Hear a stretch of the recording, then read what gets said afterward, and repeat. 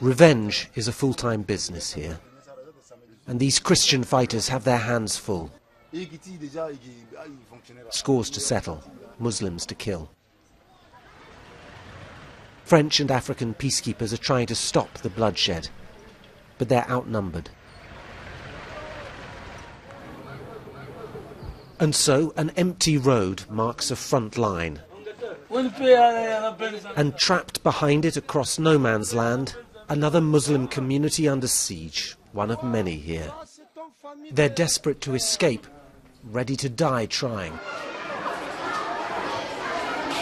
And yet a few Muslims have found sanctuary in unexpected places. In the town of Bouali, St. Peter's Parish Church has taken in over 600.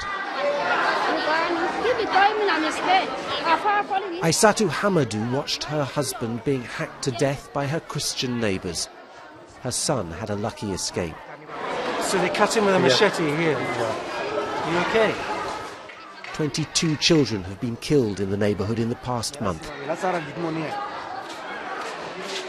The church pews are filled with bewildered survivors.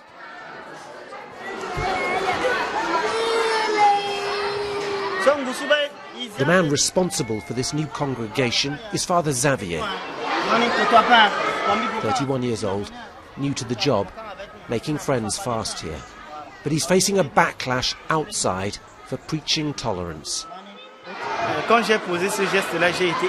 When I started doing this, everyone opposed me, he says. I was attacked by the community. But in these times, men of goodwill must stand up and prove their faith. This country needs to see that Christians and Muslims share the same God. For a long time, it was Christians who felt persecuted in this country.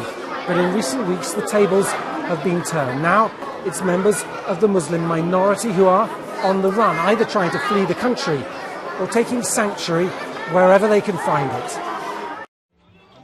Outside, on the streets of Bouali, a taste of what awaits any Muslims caught trying to leave. A man proudly shows us the ruins of the mosque, torn down by a mob. And nearby, we run into the Christian anti-Balaka militia. All Muslims must leave this country, he says. And if they don't, then we must kill them all. Back at the church, the Muslims queue up to register for a possible evacuation plan.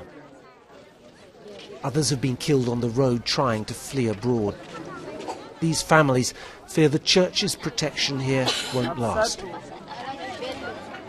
A bigger international intervention might have kept this country intact. Instead, it's peacekeeping on the cheap.